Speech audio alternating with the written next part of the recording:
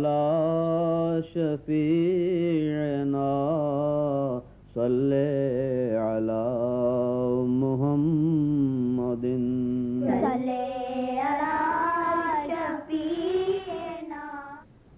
السلام علیکم ورحمۃ اللہ. اذان دے دیں.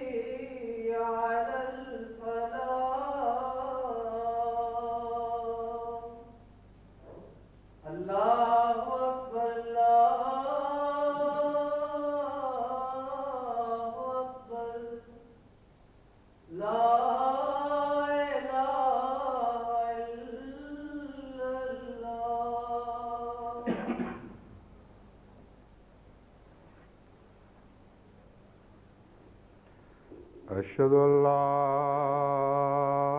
إله إلا الله وحده لا شريك له وأشهد أن محمدا عبده ورسوله. أما بعد فأعوذ بالله من الشيطان الرجيم. بسم الله الرحمن الرحيم.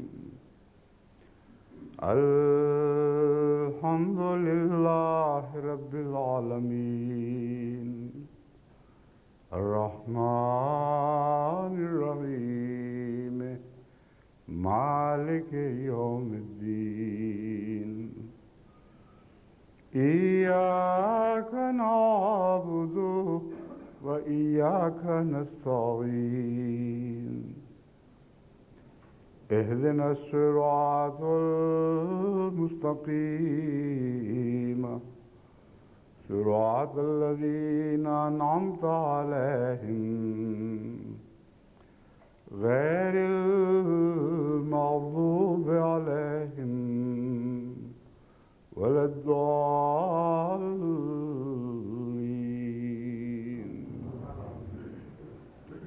الحمدللہ یہ آج رمضان المبارک کا پہلا جمعہ ہے جس کے خطبے میں تمام دنیا کی جماعتیں شامل ہو سکتی ہیں یا ہو رہی ہیں.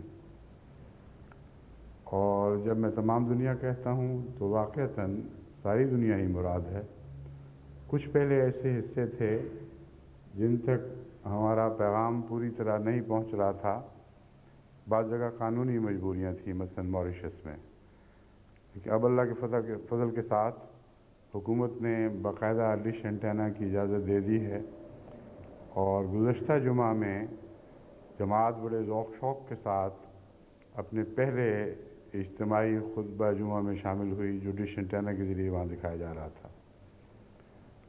اور اس پر مجھے کسی نے لکھا کہ آئے تو بڑے ذوق شوق سے تھے، لیکن نکلتے ہوئے کئی بہت سو نے مایوسی کا اظہار کیا کہ ہمارا نام نہیں آیا. میں نہیں مانتا کہ اس رپورٹ کرنے والے نے سچی رپورٹ کی ہے۔ اس کی وجہ یہ ہے کہ ماریشس کی جماعت کو میں جانتا ہوں، بہت مخلص جماعت ہے۔ وہ اپنے نام کی خاطر اکٹھے نہیں ہوئے تھے، بلکہ خدا کے نام کی سربلندی کے لیے اکٹھے ہوئے تھے۔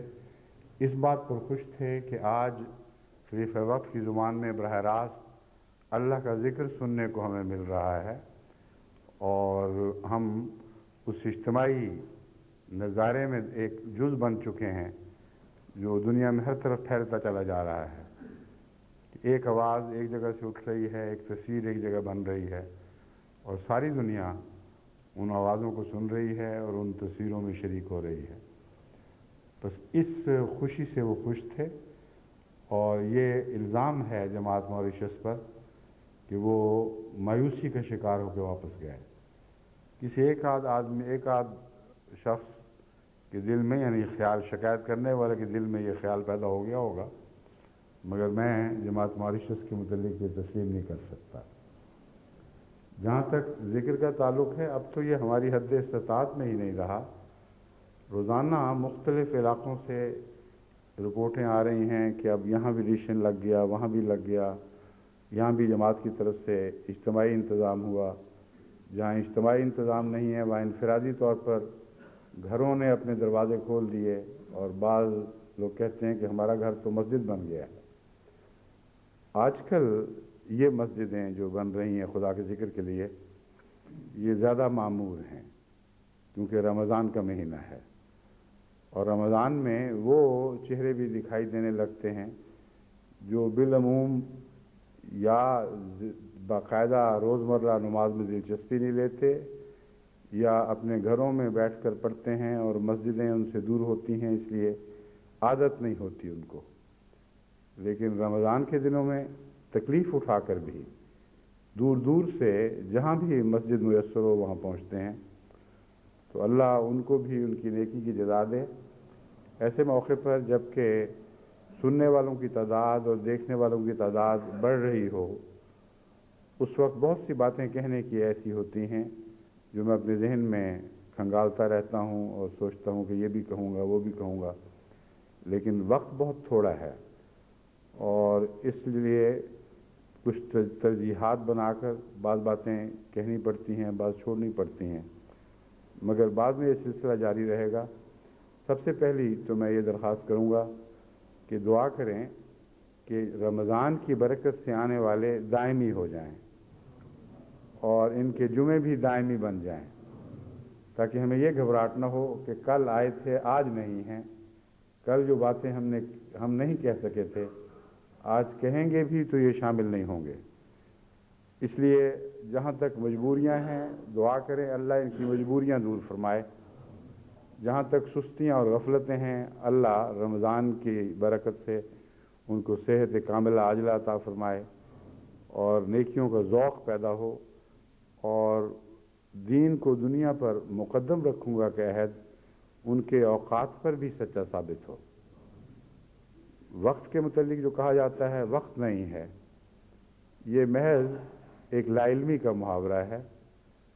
ہر شخص کے پاس وقت ہوتا ہے، مگر ترجیحات الگ الگ ہوتی ہیں۔ بعضوں کے لیے وقت دنیا کی ٹیلی ویژن کے لیے ہے، بعضوں کے لیے دنیا کی دلچسپیوں میں ہے، مجالس میں جانے کے لیے ہے، مگر دین کے کاموں میں آنے کے لیے نہیں ہے۔ یہ مطلب تو نہیں کہ وقت نہیں ہے، مراد یہ ہے کہ ترجیحات مختلف ہیں۔ بعض لوگ تو دینی معاملات میں ایسی دلچسپی رکھتے ہیں کہ بعض جگہوں سے خبریں ملیں کہ ایک گاؤں چھوڑ کر جہاں بجلی بند ہو گئی تھی، مرد، عورتیں اور بچے پیدل بھاگے ہیں دوسرے گاؤں کہ شاید وہاں بجلی ہو اور وہاں ہم دیکھ سکیں۔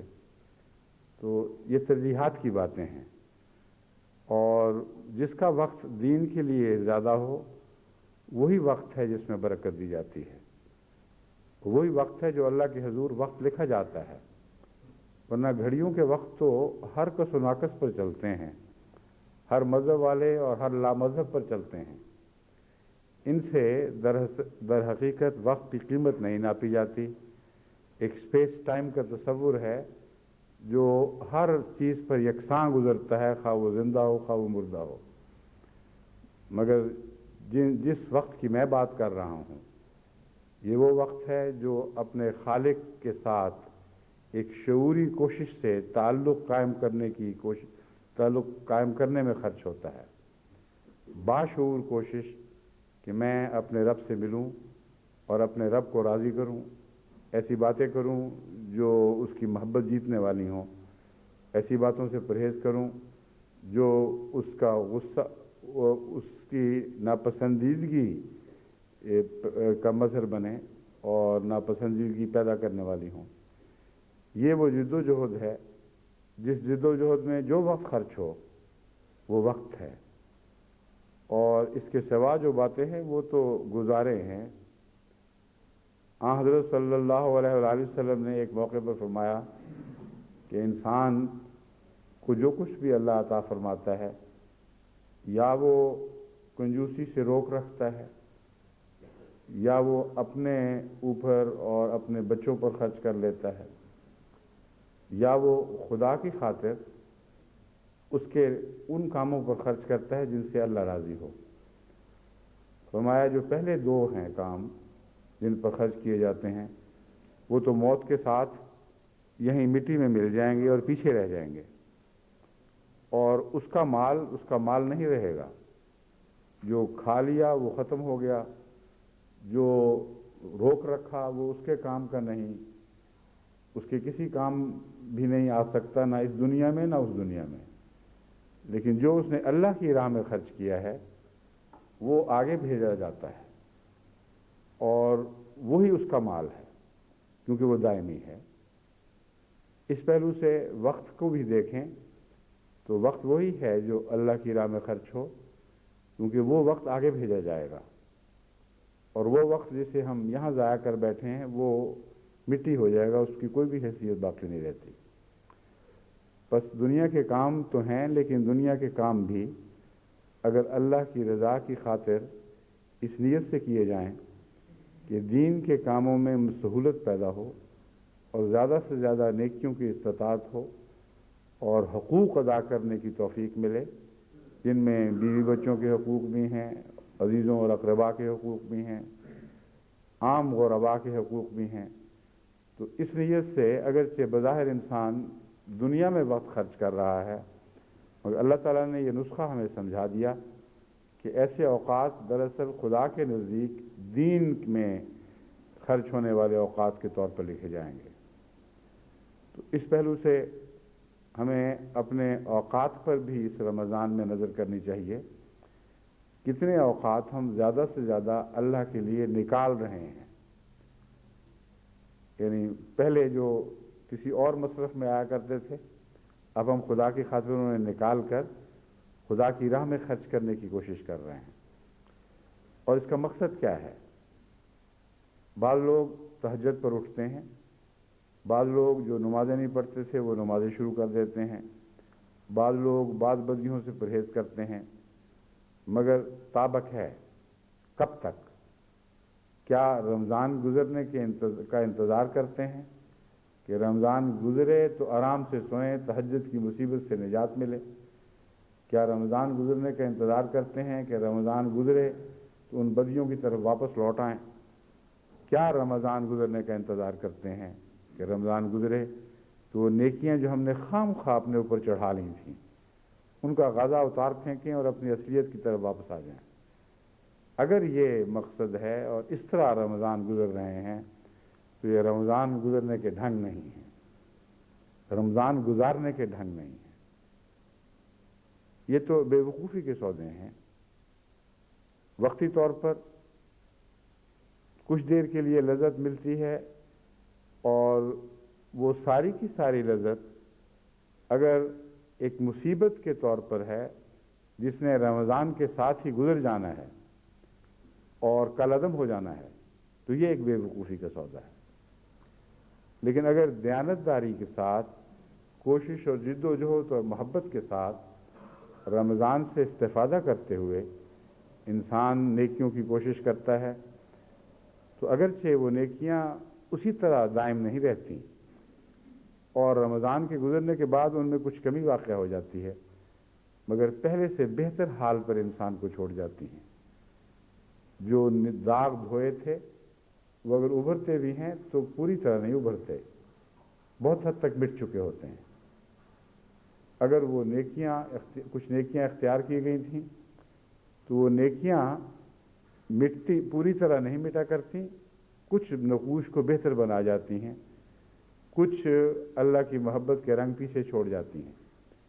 اگر یہ سلسلہ ہے تو یہ انچ انچ، قدم قدم اور کچھ نہ کچھ حسب توفیق خدا کی طرف بڑھنے کا نظارہ ہے۔ بس اس پہلو سے وہ رمضان ضائع تو نہیں جاتا، مگر اس رمضان سے ویسا استفادہ نہیں ہو سکا جیسا کہ ہونا چاہیے تھا۔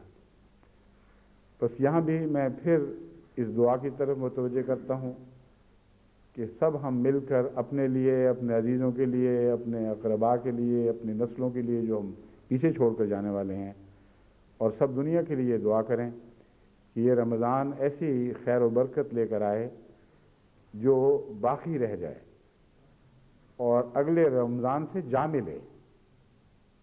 یہ وہ پل ہیں جو ہمیں تعمیر کرنے ہوں گے ایک رمضان سے دوسرے رمضان کے درمیان، یہ نیکیوں کے پل ہیں، اور وہ راہیں جو جدا کر دیتی ہیں ایک رمضان کو دوسرے رمضان سے، ان راہوں سے اعتراض کرنا ہوگا، ان سے اپنے قدم روک کر ان راہوں پر چلانے ہیں جو رمضان کو رمضان سے ملانے والی راہیں ہیں۔ یہ ایک بالارادہ کوشش ہونی چاہیے۔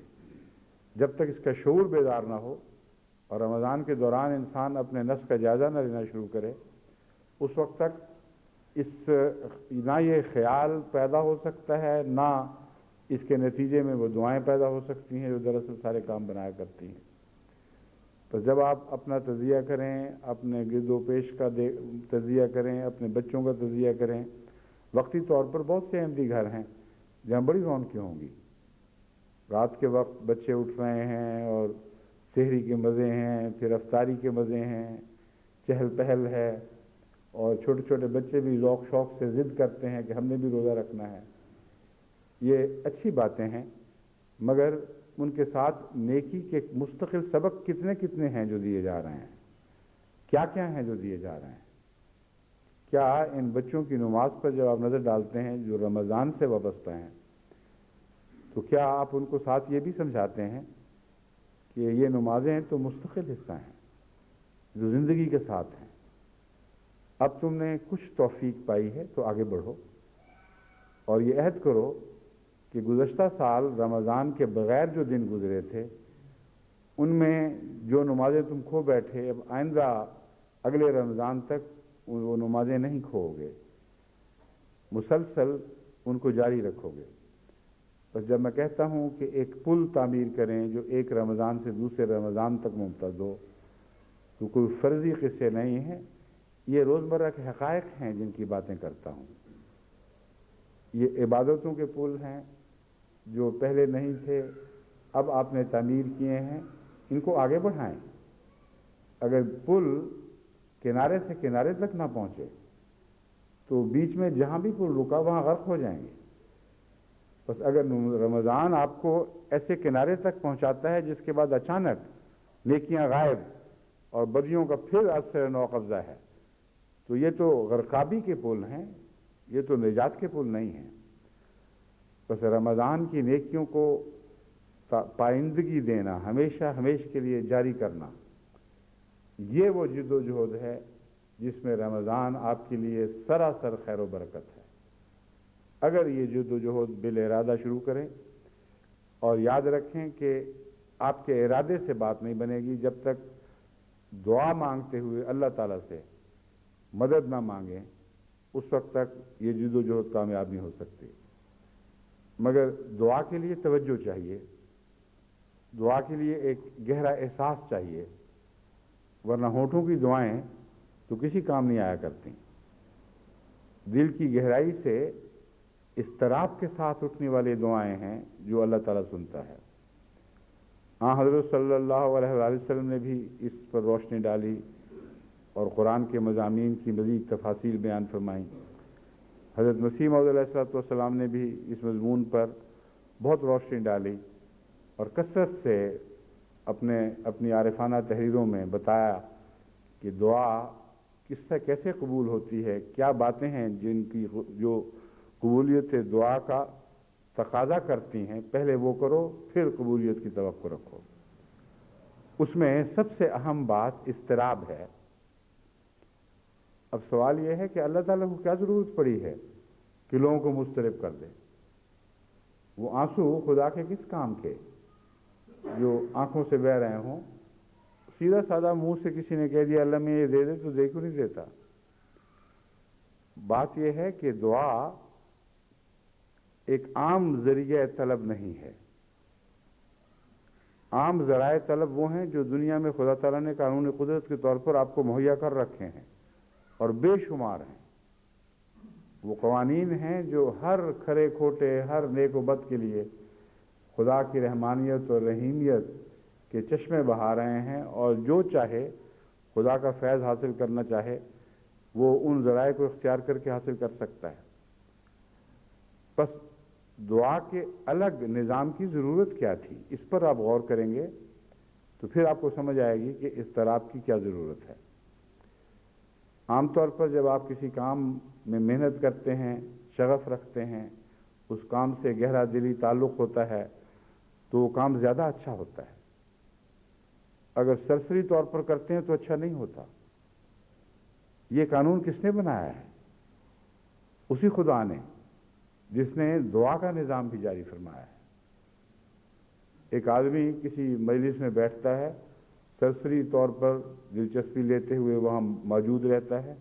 ایک آدمی جان و دل بیچ میں ڈال کر بیٹھتا ہے۔ ان دونوں کے فوائد میں زمین آسمان کا فرق ہے، اور فائدے کے لیے گہری توجہ، انہماک اور سچا پیار ہونا ضروری ہے۔ بس اگر دعا کسی اور قانون کے تابع بنائی جاتی تو اس خدا کی طرف سے نہ ہوتی جس خدا نے دنیا کا نظام بنایا ہے۔ خدا میں کوئی تضاد نہیں ہے۔ اللہ تعالیٰ قرآن کریم میں فرماتا ہے کہ اس کی کائنات میں نظر ڈال کر دیکھو، تمہیں کہیں کوئی تضاد دکھائی نہیں دے گا۔ نظر دوڑاؤ، کائنات کی پہنائیوں میں اتر جاؤ، تمہیں کوئی تضاد دکھائی نہیں دے گا۔ پھر دوبارہ نظر ڈالو، تمہاری نظر تھکی ہاری لوٹ کر تمہاری طرف آ جائے گی، مگر تمہیں خدا کی کائنات میں کوئی تضاد دکھائی نہیں دے گا۔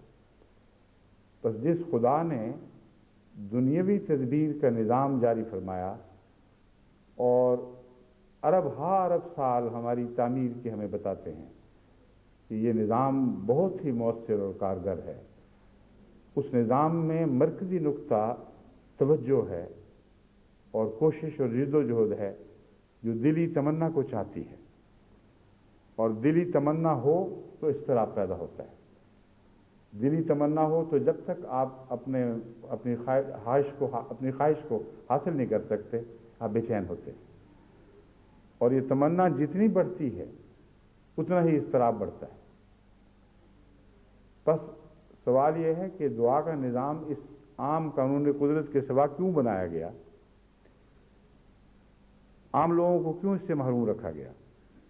دراصل خدا کی ہستی کے یقین کا سب سے مؤثر ذریعہ دعا ہے، اور خدا کے ساتھ رہنے کا جو محاورہ ملتا ہے وہ دعا ہی کے ذریعے سمجھ آتا ہے، اس کے بغیر یہ محض منہ کی باتیں ہیں۔ کہتے ہیں کمیونین ود گاڈ، انگریزی میں بھی محاورہ ہے، عیسائی اس پر بڑا فخر کرتے ہیں، اچھا محاورہ ہے مگر محاورہ ہے۔ کیسے خدا کے ساتھ انسان رہ سکتا ہے؟ یہ مضمون دعا سکھاتی ہے، اور رمضان دعا کے مضمون کو سکھانے کا سب سے مؤثر مہینہ ہے۔ رمضان سے زیادہ دعا کا مضمون سمجھ نہیں آ سکتی، لیکن دعاؤں میں اضطراب ہونا چاہیے۔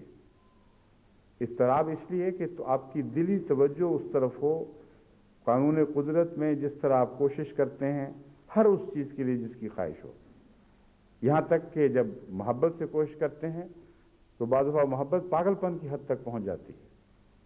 ایسا اضطراب، ایسا جنون اگر دعاؤں میں آئے گا تو دعائیں بھی پھل لائیں گی، اور اس روحانی نظام میں آپ خدا کی ہستی کے ایسے شواہد دیکھیں گے جو ساری کائنات میں بکھرے ہوئے ہیں، لیکن آپ غافل آنکھوں سے اس کو دیکھتے ہیں کیونکہ روزمرہ کا ایک دستور بن گئے ہیں۔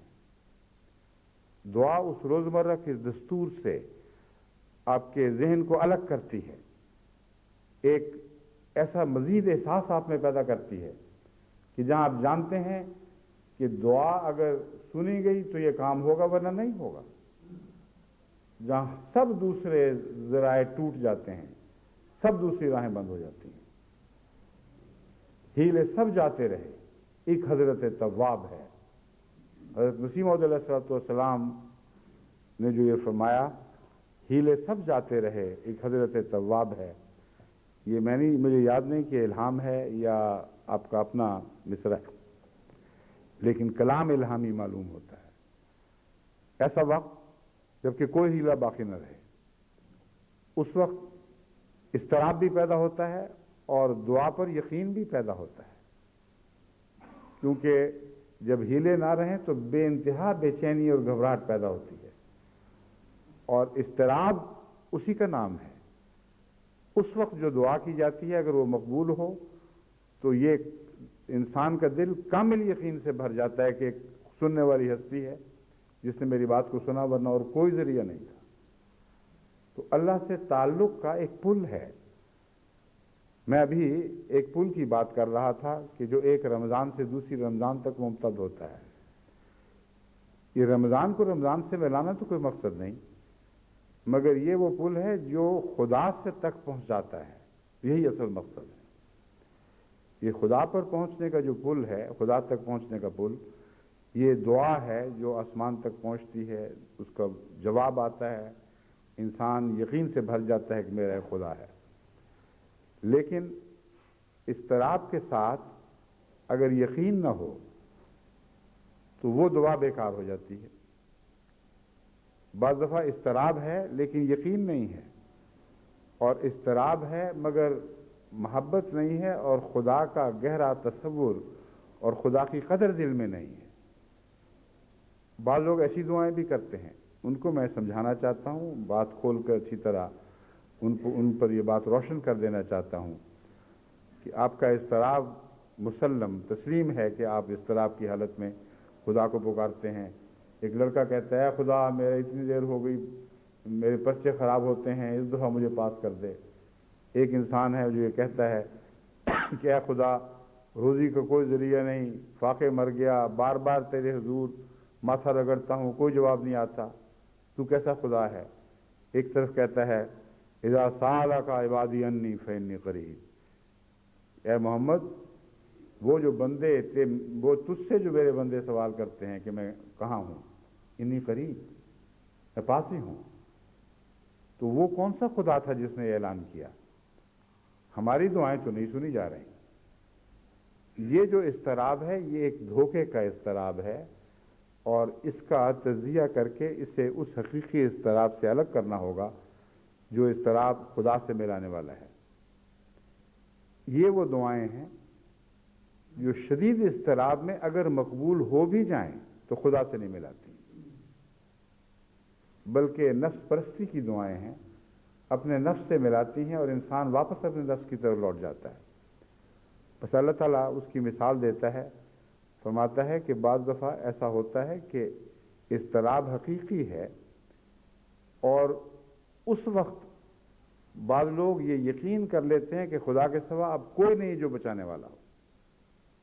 جب یہ اخلاص، عارضی اخلاص بھی پیدا ہو جائے تب بھی ہم ان کی دعاؤں کو سن لیتے ہیں، لیکن جانتے ہیں کہ یہ لوگ جو کشتیوں میں سوار طوفانوں کی لہروں کے رحم و کرم پر ہیں، کسی لمحہ بھی وہ طوفان ان کو غرق کر سکتے ہیں۔ جب مخلصین ہو کر مجھے پکارتے ہیں اضطراب کے ساتھ تو میں جواب دیتا ہوں، ان کے طوفان کو امن کی حالت میں بدل دیتا ہوں، وہ خیر و عافیت کے ساتھ اپنے اپنے کناروں پر پہنچتے ہیں، مگر اپنے اضطراب کو بھی پیچھے چھوڑ جاتے ہیں، اپنی دعاؤں کو، اپنے خدا کو بھی پیچھے سمندروں میں چھوڑ جاتے ہیں، اور پھر شرک کی طرف اور اپنی پرانی بدیوں کی طرف لوٹ جاتے ہیں۔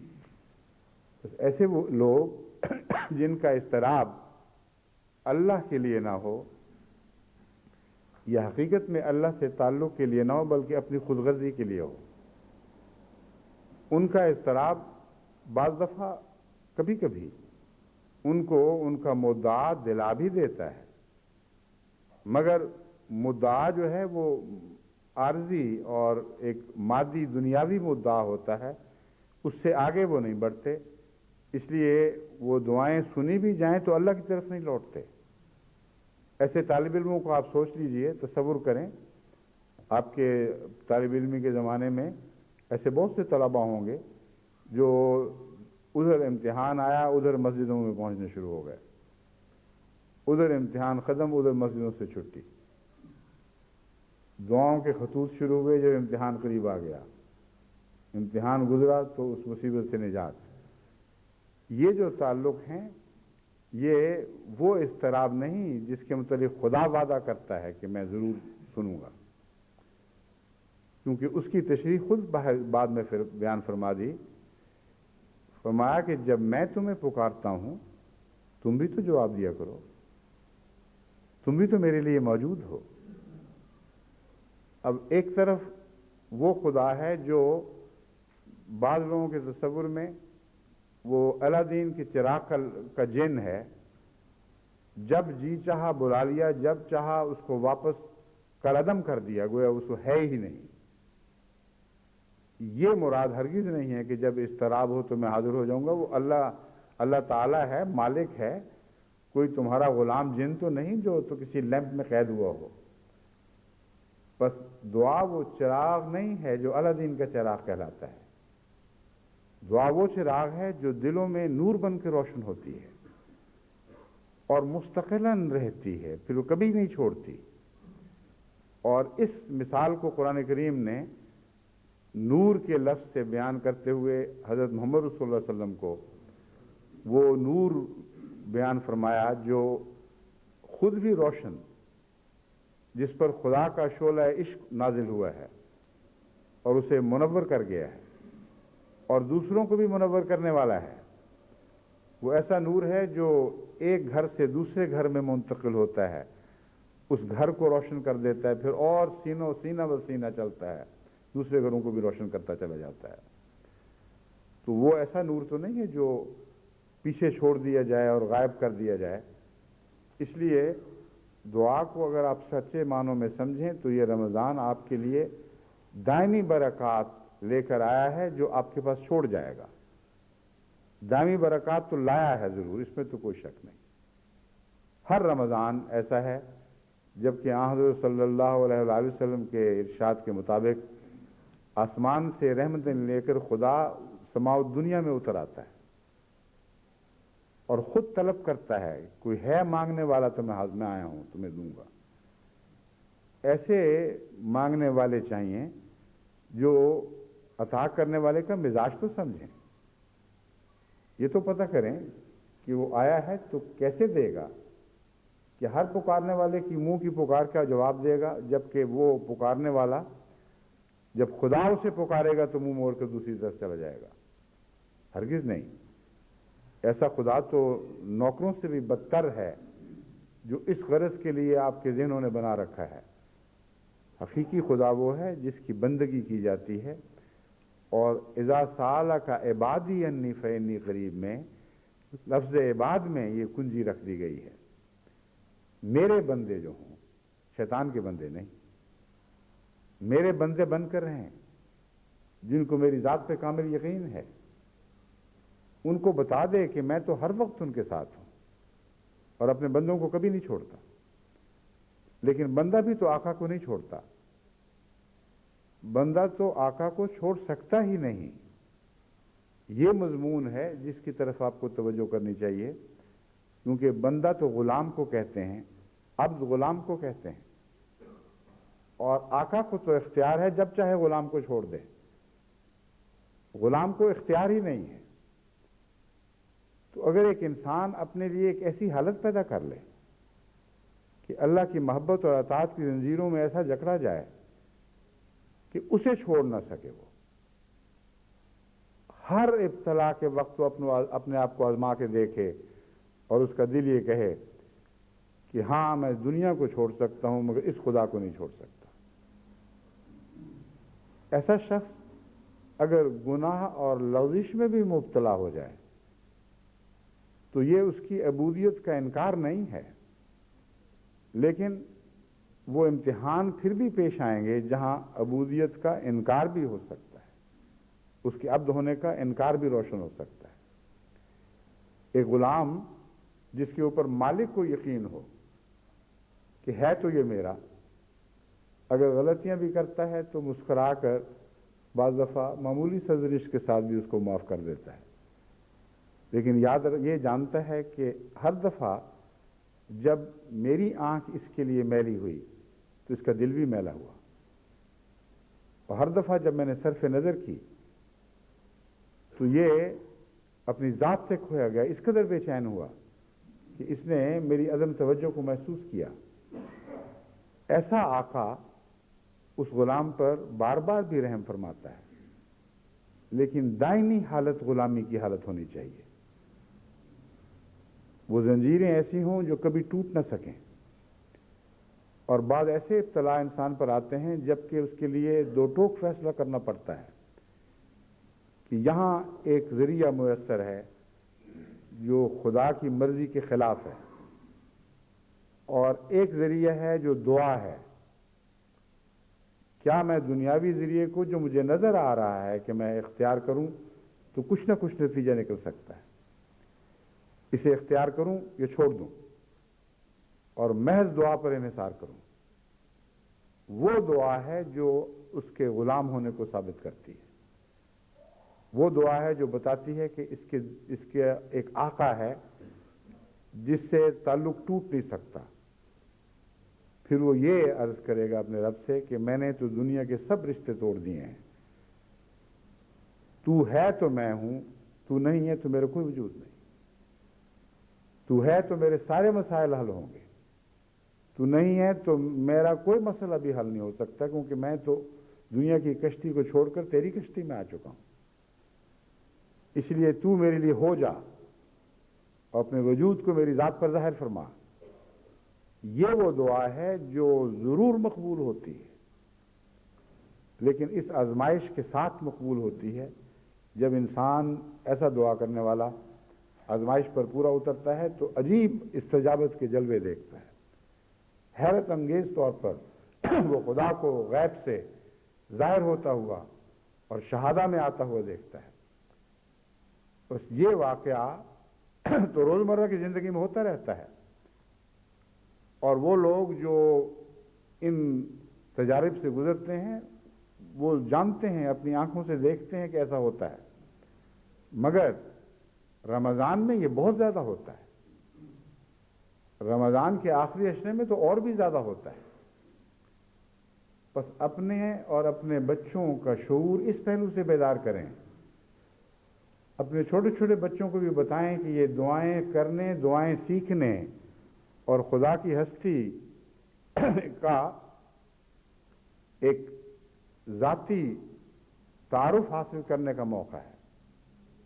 یہ مہینہ ایسا ہے جس میں خدا کی ہستی سے ایک غائبانہ تعارف نہیں رہتا بلکہ آمنے سامنے کا تعارف ہو جاتا ہے۔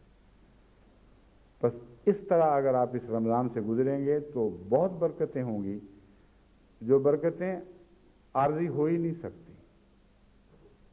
کیونکہ اگر کسی بڑے آدمی سے کسی چھوٹے آدمی کا تعلق قائم ہو جائے تو پھر وہی بات غلام اور آقا کی نسبت کی کہ غلام تو چھوڑ ہی نہیں سکتا، آقا ناپسند فرمائے تو چھوڑ بھی دیتا ہے، غلام ہمیشہ پریشان اور فکر مند رہتا ہے کہ کہیں یہ تعلق ٹوٹ نہ جائے۔ تو چھوٹے لوگ جب بڑوں کے درباروں میں رسائی پاتے ہیں تو ان کو فکر ہوتی ہے کہ وہ ہمیں نہ چھوڑ دیں،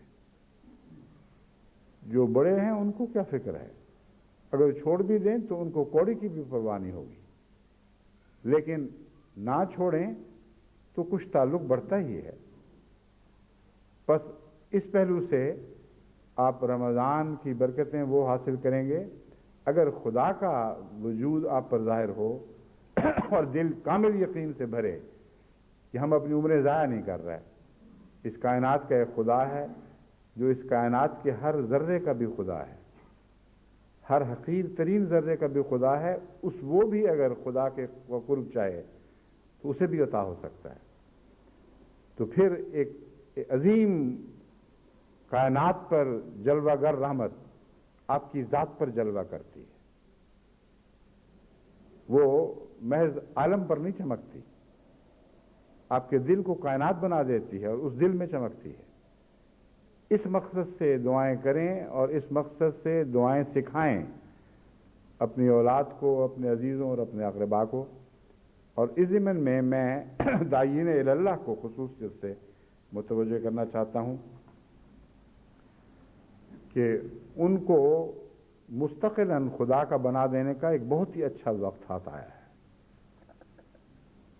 आजकल जो नए नए अहमदी हुए हैं, दुनिया के कोने कोने में हो रहे हैं, कोई शिर्क से आ रहे हैं, कोई दहरियत से आ रहे हैं, कोई दूसरे मुसलमानों से चले आ रहे हैं, जिन्होंने अब इस्लाम का नूर, हकीकी नूर पाया और देखा और पहचाना है। गर्ज़ है कि हर किस्म के लोग हर मुल्क से आ रहे हैं और ये तादाद खुदा के फज़ल से दिन ब दिन बढ़ती चली जा रही है।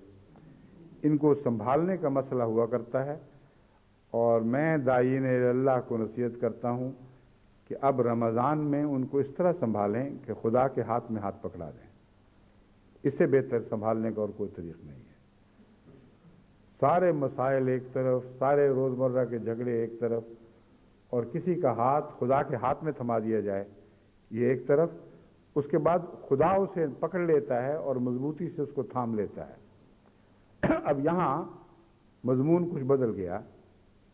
मैंने ये कहा था कि आप छोड़ दें तो छोड़ दें, लेकिन अगर आप खुदा की हकीकी इरफान हासिल करें तो आप छोड़ नहीं सकते। उसके बरक्स अल्लाह चाहे तो छोड़ दे, लेकिन उन्हीं को छोड़ता है जो उसका हकीकी इरफान हासिल नहीं करते, एक सरसरी ताल्लुक़ के लिए उसके पास आते हैं। तो अब मैं जो आपको बात कह रहा हूँ, दर हकीकत इसमें तजाद नहीं। मैं कहता हूँ कि इन दिनों में उनका हाथ थमा दें, फिर वो खुदा उनको संभाल लेगा। कुछ अरसा ऐसा गुजरता है खुदा से ताल्लुक़ में कि बंदा छोड़ना भी चाहे तो खुदा हाथ नहीं छोड़ता। बाज़ दफ़ा मुसाफे में मैंने देखा है, बाज़ लोग जो ज़्यादा ही प्यार का इजहार करना चाहें, ये भी नहीं देखते कि कितने लोग मुसाफे वाले खड़े हैं, हाथ में हाथ आ जाए तो छोड़ते ही नहीं, बड़ी मुश्किल से उंगलियां यूं यूं करके निकालना पड़ता है हाथ। तो ये तालीफ़ क़ल्ब का दौर भी इसी तरह का होता है। अल्लाह ताला अपने नए आने वालों पर इतना मेहरबान होता है कि बंदों को भी हुक्म है कि इनकी तालीफ़ क़ल्ब करो। ये ज़रा दिल जीतने के मोहताज लोग हैं और ख़ुद भी तालीफ़ क़ल्ब फरमाता है और हैरत अंगेज़ तौर पर बाज़ दफ़ा उनको निशान दिखाता है। तो जब इस हाथ की आदत पड़ जाएगी फिर ये भी नहीं छोड़ सकेंगे। लेकिन जब तक ये हाथ उस हाथ में ना आ जाए जो खुदा का हाथ कहलाता है, उस वक्त तक आपके हाथों में तो महफूज नहीं है। आज है कल निकल जाएगा हाथ से। आपको कब तौफीक है कि सारा दिन, तमाम साल भर, हर रोज़ाना इनकी फ़िक्र करें? महीने में एक दो दफ़ा भी फ़िक्र का आपके पास वक्त नहीं रहता। अब तो रफ्तार भी बहुत फैल चुकी है। लाखों खा की तादाद में लोग अहमदियत कबूल कर रहे हैं और हर कौम से, हर मज़हब से, हर ज़ुबान बोलने वालों में से आ रहे हैं। तो उनको अब क्या क्या समझाएंगे, कैसे कैसे उनकी तरफ तवज्जुहात का हक़ अदा करेंगे? एक ही तरीका है कि खुदा के हाथ में उनका हाथ थमा दें। और रमज़ान मुबारक में ये काम हर दूसरे दौर से ज़्यादा आसान हो जाता है।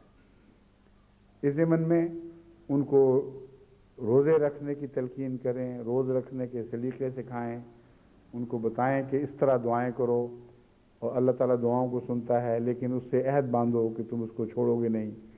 असल मकसद मज़हब का खुदा से मिलाना है। अगर कोई मज़हब बातें सिखा जाता है और क़ैदों में मुब्तला कर जाता है मगर खुदा का कैदी नहीं बनाता, तो ऐसे मज़हब का क्या फ़ायदा? जितने ज़्यादा बंधन हों उतना ही वो मज़हब मुसीबत बन जाता है। लेकिन अगर वो बंधन खुदा की मोहब्बत के बंधन हों तो फिर वो मुसीबत नहीं, वो रहमत ही रहमत है। वो इश्क के बंधन होने चाहिए। बस हर वो शरीयत जिस पर अमल ज़ाहिरी हो वो ऐसी ग़ुलामी के बंधन हैं जिनके ساتھ اللہ کی محبت کا تعلق نہیں ہے۔ ایسے لوگ ظواہر پرست ہو جاتے ہیں، ظاہری چیزوں کے غلام ہو جاتے ہیں، ان کی شریعت ان کو کچھ بھی نہیں فائدہ پہنچاتی۔ کورے کے کورے، سخت دل کے سخت دل انسانیت کی اعلیٰ قدروں سے آری اس دنیا سے گزر جاتے ہیں، کچھ بھی فائدہ ان کو نہیں ہوتا۔ لیکن وہ بندھن اگر خدا کی محبت کے بندھن میں تبدیل ہوں اور اس وجہ سے ہوں، اللہ کی خاطر ایک انسان اپنے آپ کو پابند کر رہا ہے اور اس کی محبت کی خاطر کر رہا ہے، تو یہ بہت بڑی کامیابی ہے۔ پھر وہ عبد بنتا ہے، پھر وہ غلام ہوتا ہے۔ ورنہ روزمرہ کی ٹکسالی کے طور پر کام کرنے والے کہاں غلام ہوتے ہیں؟ بس اس معنی میں ان کی تربیت کریں، ان کو سمجھائیں، اور پھر چھوٹے موٹے روزمرہ کے رمضان کے آداب بھی تو بتائیں۔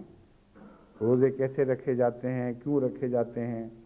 حضرت صلی اللہ علیہ وآلہ وسلم نے اس سلسلے میں جو نصیحتیں فرمائیں ان سے کچھ ان کو آگاہ کریں، تو رفتہ رفتہ ان کی تربیت ہوگی۔ اور اگر ان کو یہ تجربہ رمضان میں ہو گیا کہ ان کو لیلۃ القدر نصیب ہو گئی، یعنی وہ رات آئی جو رات کہلاتی ہے مگر سب سے زیادہ منور ہے اور سب سے زیادہ روشنیاں اور دائمی روشنیاں پیچھے چھوڑ جاتی ہے، تو پھر اللہ تعالیٰ کے فضل کے ساتھ ہو سکتا ہے وہ آپ کو سنبھالنے والے بن جائیں، آپ کو ان کو سنبھالنے کی ضرورت نہیں رہے گی۔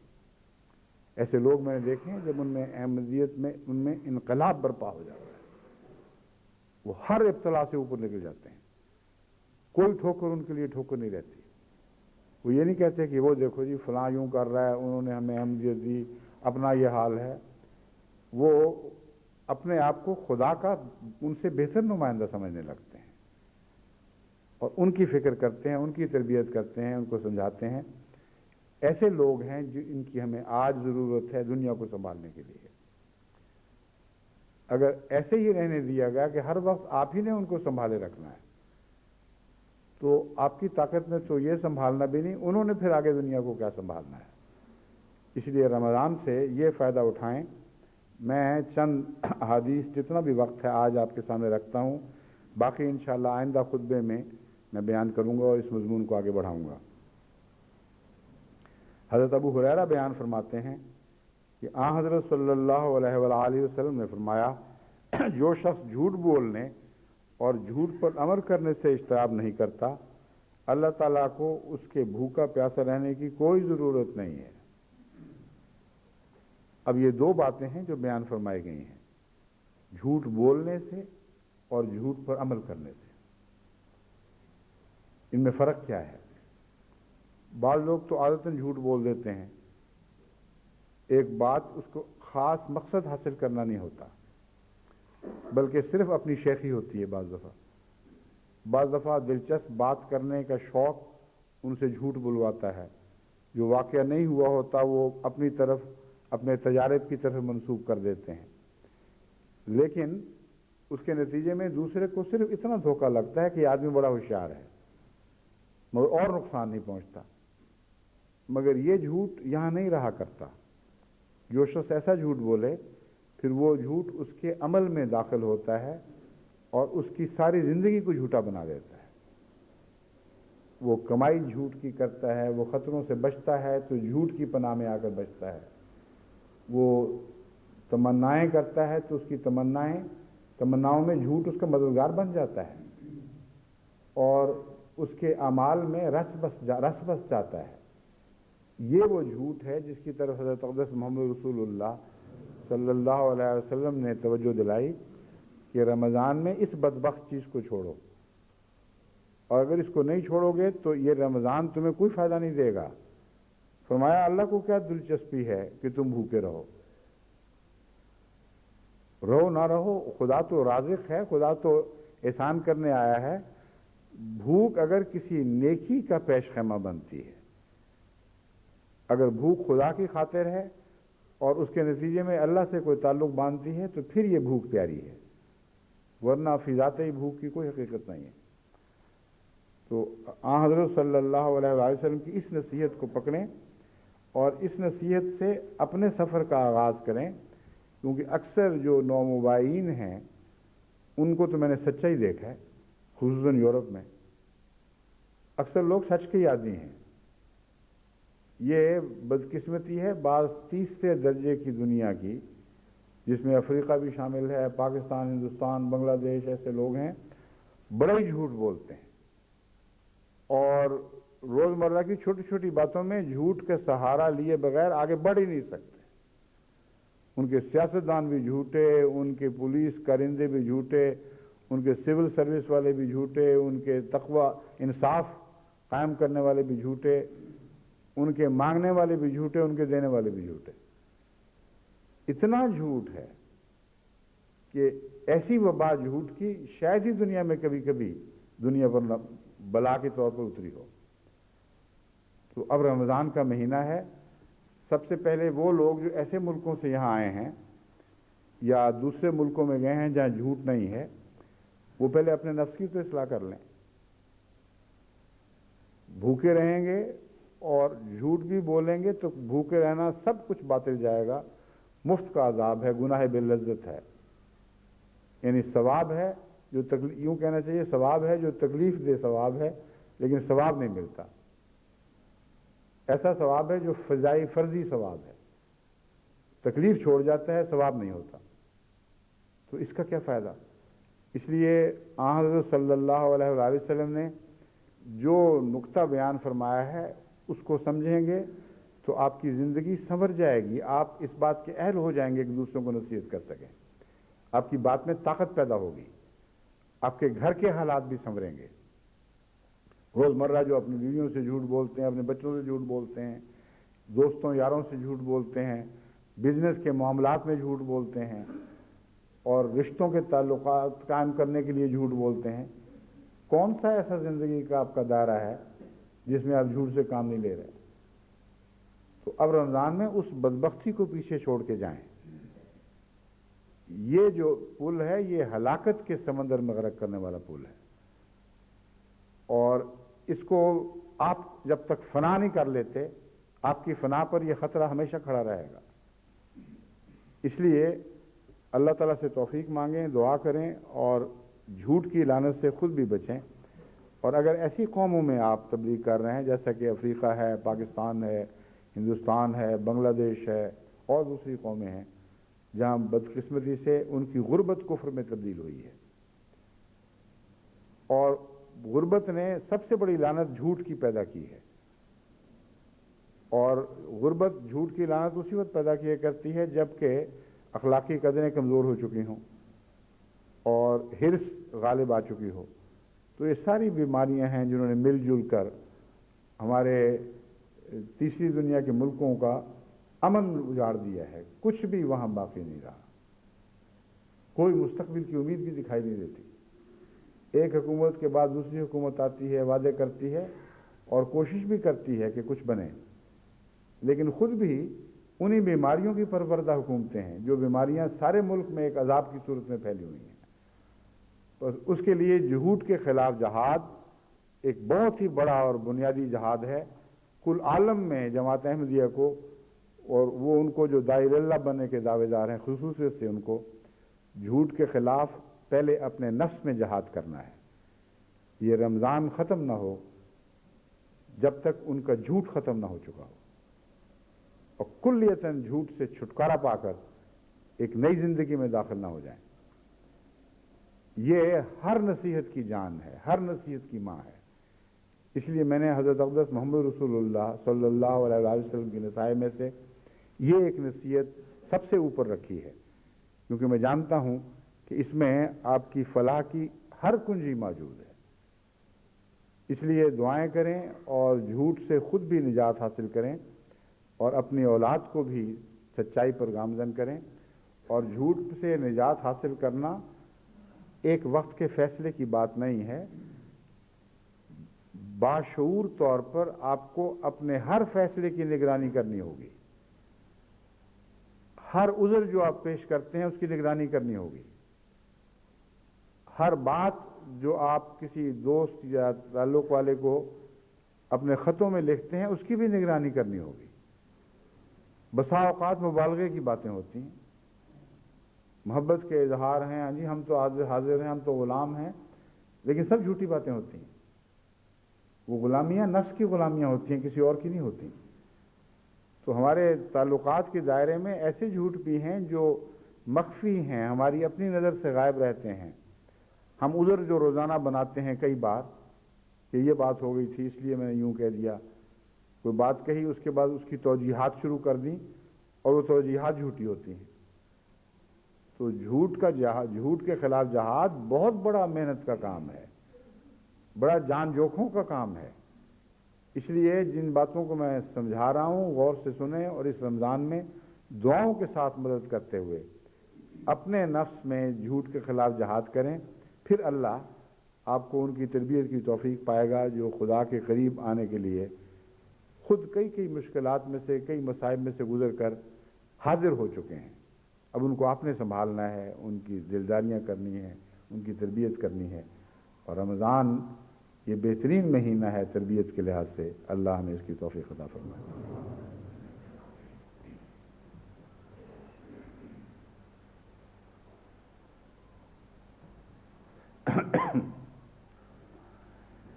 الحمد للہ نحمدہ ونستعینہ ونستغفرہ ونؤمن بہ ونتوکل علیہ ونعوذ باللہ من شرور انفسنا ومن سیئات اعمالنا من یہدہ اللہ فلا مضل لہ ومن یضلل فلا ہادی لہ ونشهد ان لا اله الا الله وحده لا شريك له ونشهد ان محمدا